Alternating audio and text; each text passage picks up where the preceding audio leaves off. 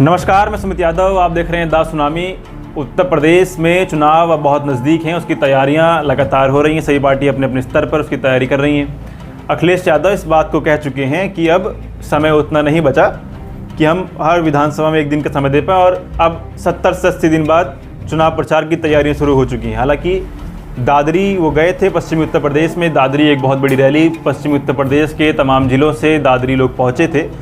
ये बात कही गई कि गुर्जर समाज ने वो रैली कराई, और गुर्जर समाज जो कि लंबे पिछले 2-3 चुनाव से भारतीय जनता पार्टी को वोट देता चला आया, अब इस बार समाजवादी पार्टी के साथ जुड़ेगा।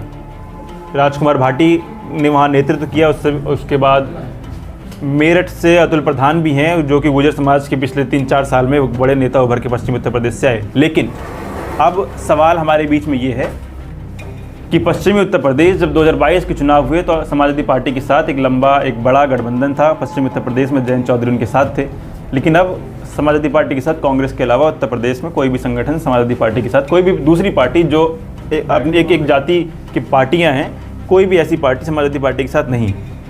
तो क्या अब पश्चिमी उत्तर प्रदेश में समाजवादी पार्टी का हाल रहेगा, जाट किस तरफ जाएगा, उन तमाम मुद्दों पर बातचीत करेंगे। इसके अलावा नीट का जो पेपर लीक हुआ, किसानों के मुद्दे, क्योंकि पश्चिमी उत्तर प्रदेश में किसान एक बहुत अहम मुद्दा, गन्ने की लागत, गन्ने की कीमत, गन्ने का जो भुगतान है, वो एक बहुत बड़ा मुद्दा। उन सभी मुद्दों पर बातचीत करेंगे। बातचीत करने के लिए हमारे साथ चौधरी नितिन बालियान मौजूद हैं, भारतीय किसान यूनियन आज़ाद के राष्ट्रीय अध्यक्ष हैं। इन्होंने हाल ही में कन्याकुमारी से लेकर कश्मीर तक एक यात्रा निकाली, उसमें तमाम किसानों के मुद्दे रखे, और जो अमेरिका से ट्रेड डील भारत की हुई है उसमें जो किसानों के साथ जो उसका नुकसान होना है, उसके भी मुद्दे उस यात्रा के दौरान रखे गए। और इसके अलावा स्मार्ट मीटर से जो नुकसान किसानों का हुआ, आम जनता का हुआ, तमाम मुद्दों पर बातचीत करेंगे। बातचीत करने के लिए साहब मौजूद हैं। बहुत बहुत स्वागत है आपसे। धन्यवाद सुमित यादव जी। कैसे देख रहे हैं, पहले तो किसानों, क्योंकि 2022 के चुनाव से पहले भी किसानों का एक बड़ा आंदोलन चल रहा था। चुनाव से ठीक पहले सरकार ने वो कानून वापस लिए। किसानों का एक बहुत बड़ा विरोध था भारतीय जनता पार्टी के खिलाफ, लेकिन पश्चिमी उत्तर प्रदेश के नतीजे उस तरीके से नहीं है जिस तरीके का आंदोलन था। अब आप फिर से किसानों की बात करें, चाहे वो स्मार्ट मीटर का मुद्दा हो, चाहे अमेरिका से जो ट्रेड डील हुई है अमेरिका से वो मुद्दा हो, चाहे और गन्ने के भुगतान की बात है, क्या विश्वास आप दिलाएंगे कि भारतीय जनता पार्टी ने पिछली बार वापस ले लिया था तो फिर भी भारतीय जनता पार्टी को वोट गया था, अब की बार क्या माहौल है वहाँ पे? माहौल ये है कि अब की बार हमने भारत अमेरिका व्यापार समझौते पे बात करी, कन्याकुमारी से लेकर कश्मीर तक हमने यात्रा भी की, जन जागृति यात्रा होती, किसानों को जगाने की यात्रा थी। क्योंकि जो भारत अमेरिका व्यापार समझौते में जो पहली तो बात, देश का प्रधानमंत्री यहीं झुक गया कि जो उनका प्रोडक्ट आएगा भारत में उस पर 0% टैक्स है, हमारा जाएगा। तो हमारे वाले पे वो पहले 28 लगा रहे थे, फिर 18% टैक्स लगाएंगे।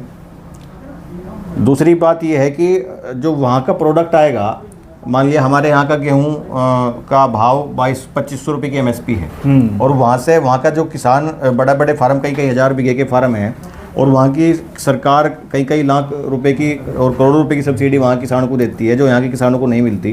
तो अगर वहाँ से बिना टैक्स का 1600-1500 रुपये क्विंटल का गेहूँ, दाल, कपास, ये सब लोग अगर सस्ता सामान वहाँ से आ गया तो हमारे देश का किसान बर्बाद हो जाएगा। हमारे देश के किसान की चीज़ें कौन खरीदेगा? दूसरी चीज़ें, जो फिलहाल की सरकार है वो हिंदुत्व के आधार पर चलने वाली सरकार है, और अगर वहाँ से अमेरिका से डेयरी के प्रोडक्ट आएंगे, पोल्ट्री के प्रोडक्ट आएंगे, तो वहाँ का जो किसान है वो इस प्रकार का धार्मिक नहीं है अमेरिका का। वो अपना दूध का उत्पादन बढ़ाने के लिए अपने दुधारू पशुओं को मीट भी खिलाने का काम करता है। तो जब वो मीट से बने उत्पाद डेयरी के प्रोडक्ट के तौर पे भारत आएंगे, तो जो जय श्री राम का नारा लगाने वाले सत्ताधारी लोग हैं, और जो ये कहते हैं कि आजकल आपने एक नया ट्रेंड देखा होगा कि इनके जो बजरंग दल या विश्व हिंदू परिषद या तमाम भारतीय जनता पार्टी के युवा मोर्चे के लोग, जहाँ मुस्लिम आबादी की दुकानें होती हैं वहाँ पर जाकर जय श्री राम के नारे लगा के कि ये मीट की दुकान बंद करो, वो दुकान बंद करो। तो अमेरिका से जो ये लोग प्रोडक्ट लेके आएंगे, और वो जो दूध, मीट खा के दूध देने वाली गायें हैं, क्या इनका धर्म जब भ्रष्ट नहीं होगा?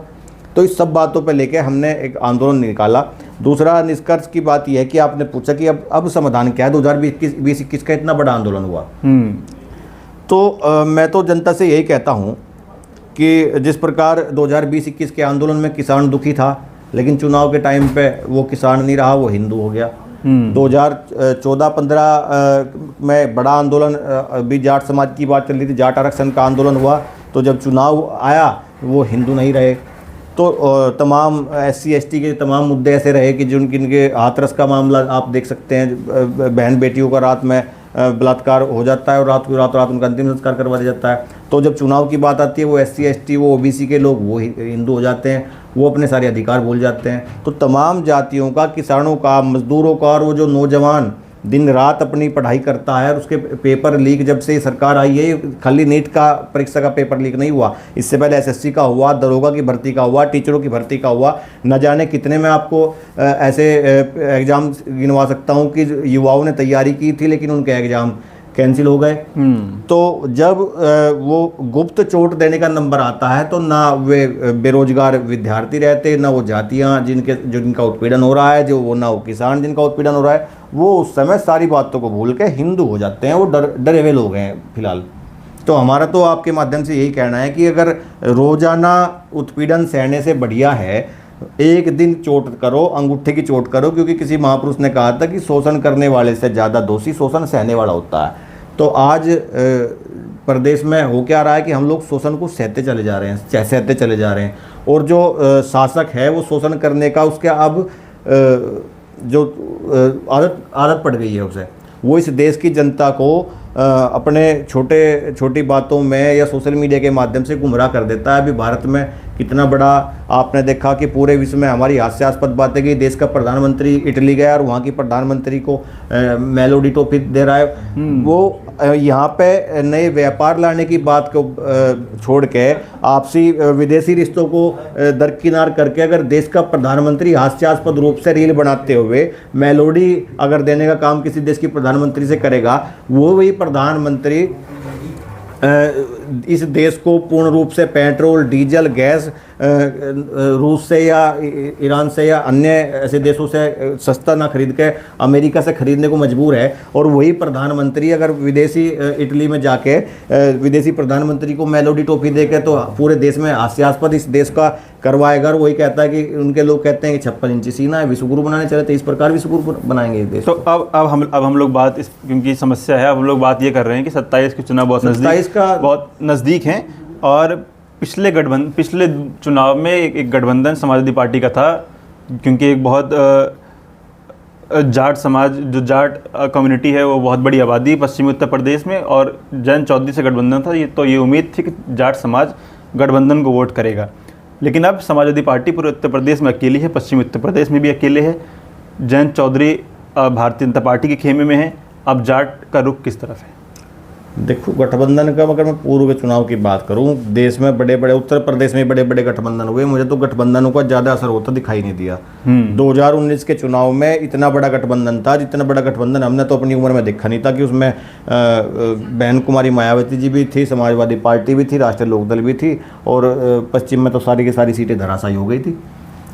उसके बाद आप 22 के चुनाव में आ जाओ, 22 के चुनाव में गठबंधन की क्या स्थिति रही थी। 24 के चुनाव में आ जाओ, जयंत चौधरी तो भाजपा के साथ चले गए थे, लेकिन फिर भी पश्चिम उत्तर प्रदेश में सहारनपुर सीट विपक्ष को मिली, मुजफ्फरनगर सीट विपक्ष को मिली, कैराना सीट विपक्ष को मिली। तमाम ऐसी सीटें पश्चिम उत्तर प्रदेश में है जिन्होंने जयंत चौधरी के जाने के बावजूद विपक्ष को जिताने का काम करा। तो अब जनता शोषित हो चुकी है, अब जनता के साथ अति हो चुकी है। अब जनता इनके सिर्फ एक ही मुद्दे हिंदू मुस्लिम के मुद्दे को मेरे ख्याल से भुलाना चाहती है। अब जनता वोट करेगी तो अपने रोजगार पे करेगी, किसानों की खेती के मुद्दे पे करेगी, अपने रोजाना होते शोषण पे करेगी।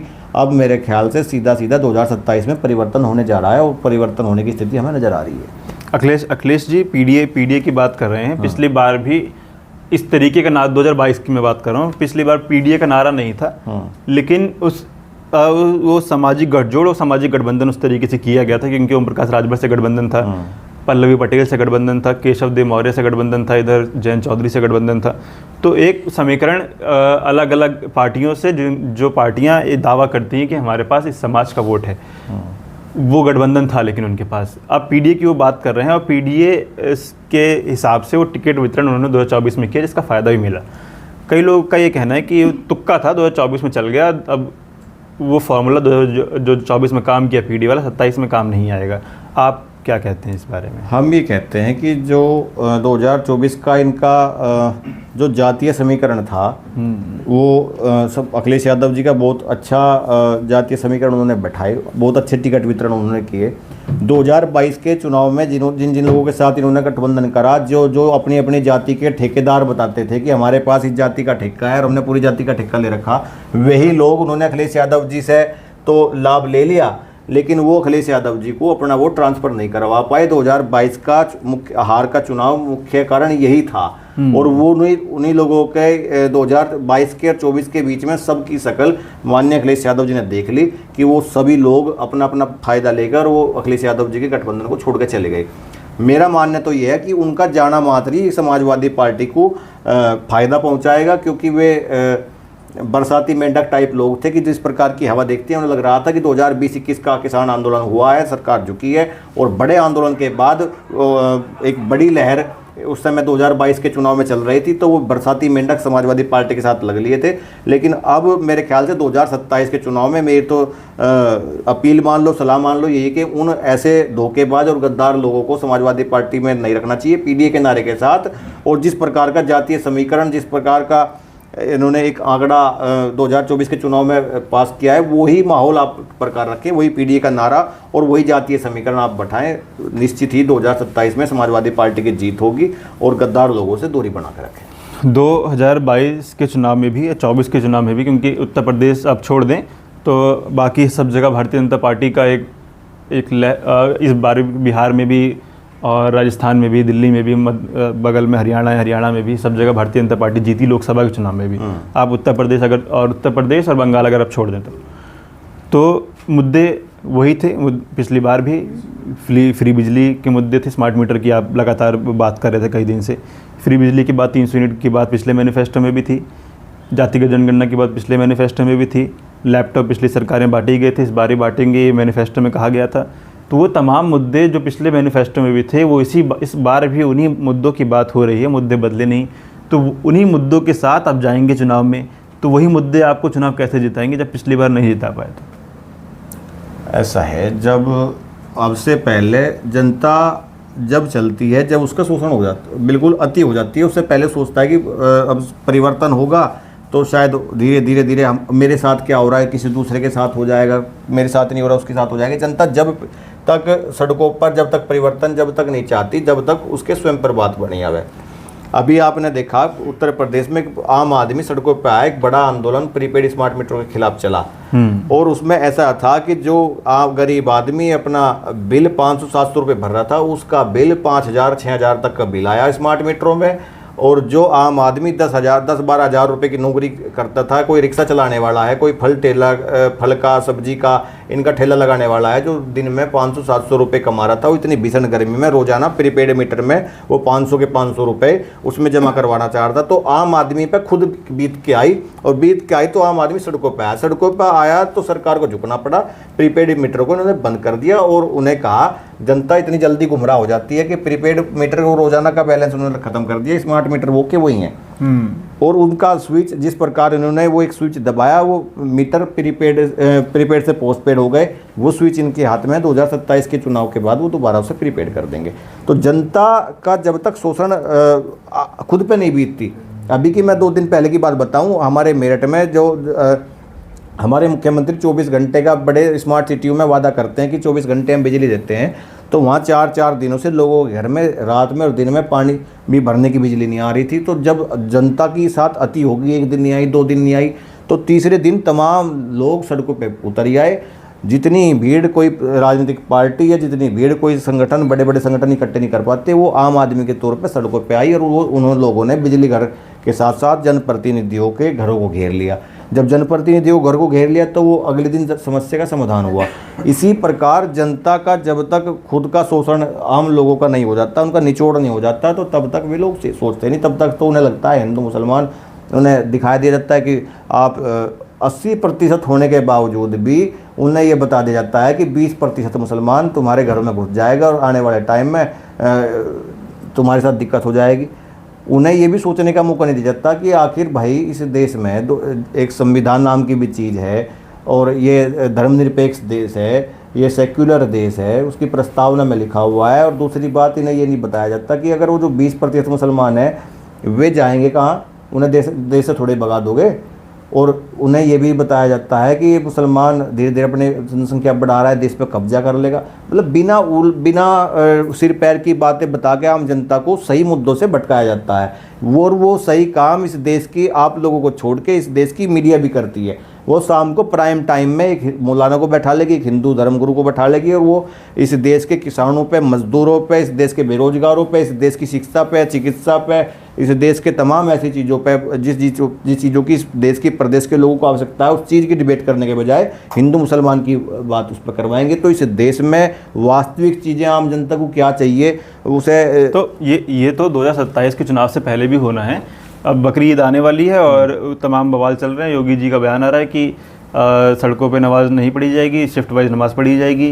वो नमाज पढ़ने के नियम वो बताने लगे, और मीडिया में जो आप बता रहे हैं प्राइम टाइम में ये चलने भी लगा। तो ये नमाज और ईद और हिंदू मुस्लिम, ये तो 2027 के चुनाव से पहले होना है। उसका ट्रैक अभी बनना शुरू हो चुका है। तो चुनाव आते आते हिंदू मुस्लिम बढ़ जाएगा। कैसे आप समझाइए, कैसे आप लोगों को हिंदू बचने से बचा लेंगे? आप बताएंगे कि आपके साथ क्या शोषण हो गया है। अब देखो, हम तो बहुत दिन से बता रहे हैं, हम 2014 से बता रहे हैं, 2013 के दंगे के बाद से बता रहे हैं। हमारे बताने से या जितने सोशल एक्टिविस्ट हैं उनके बताने से जनता नहीं समझती। मैं ज़मीनी हकीकत की बात करूँगा, नहीं समझती जनता। जब तक जनता का खुद शोषण नहीं हो जाता, जनता तब तक नहीं समझती। अब जनता का शोषण हो चुका है, और जब शोषण हो गया तो अब जनता इनके झूठे, एक तरफ तो तुम हमारे पास रोटी खाने को है और हमारा पेट भरा हुआ है, तो जब तक पेट भरा हुआ होगा तब तक हम लोग बिना जुलूल की बातों में आते रहेंगे। लेकिन जब पेट ही खाली है, हाथ में रोटी नहीं है, बच्चे भूखे मर रहे हैं, अस्पतालों में दवा नहीं है, स्कूलों में पढ़ाई नहीं है, तो और जब सारी चीज़ों से बाहर निकल के बेरोजगारों को रोजगार नहीं है, तो जनता फिर खम्मा खा के हिंदू मुसलमान के जनता सोचता है कि जब जिस दिन मुसलमान आके मारेगा मार ही देगा, उससे पहले हम लोग उस दिन का इंतजार करेंगे। जो हमारी बेसिक नीडें हैं, अब जनता हिंदू मुसलमान के मुद्दे से बाहर निकल चुकी है। इसका एक आपने अभी एक प्रमाण देखा होगा कि इस देश की CGI ने एक छोटा सा बयान देश के युवाओं को लेके दिया, नीट की परीक्षा के बाद कॉकरोच वाला बयान। और इस देश के फ्रस्ट्रेटेड युवाओं ने इंस्टाग्राम पे मजाक में अकाउंट बना दिया कॉकरोच जनता पार्टी के नाम से, और वो उस पे अब तक लगभग 25 मिलियन के आसपास लोग एक हफ्ते में जुड़ गए हैं। तो अब देश के युवाओं में, देश के आम नागरिकों में फ्रस्ट्रेशन है, और वो फ्रस्ट्रेशन 2027 के चुनाव में निकलेगी। और जिन जिन राज्यों में चुनाव है, मैं बिल्कुल दावे के साथ कह सकता हूँ कि अगर कोई बड़ा दंगा, कोई बड़ा ध्रुवीकरण ना हुआ तो भारतीय जनता पार्टी पूरी तरह धराशायी होगी और समाजवादी पार्टी दोबारा 2027 में सरकार बनेगी। ठीक, बहुत शुक्रिया। तो हम लोग बातचीत कर रहे थे चौधरी नितिन बाल्यान से। जो हिंदू मुस्लिम की राजनीति है, जनता अब उससे थक चुकी है। अब जो मुद्दे हैं महंगाई के, गन्ना किसानों के, और स्मार्ट मीटर की ये भी बात चल रही थी, कितना बड़ा लंबा बिल स्मार्ट मीटर के वजह से आया है। क्या जनता उन मुद्दे वोट करेगी? नीट के पेपर लीक हुए, तमाम परीक्षाओं के पेपर लीक हुए, परीक्षाओं में जो नौकरियों में जो आरक्षण जो OBC और SC वर्ग को मिलना था, ST वर्ग को मिलना था, उन आरक्षण में घोटाला हुआ। क्या इन तमाम मुद्दों पर जनता वोट करेगी? आप लोग क्या सोचते हैं? अपनी राय कमेंट बॉक्स में दीजिएगा। ये वीडियो में ख़त्म कर रहा हूँ। आप लोगों से मुलाकात अगली वीडियो में होगी। जुड़े रहे हमारे साथ, तब तक के लिए नमस्कार।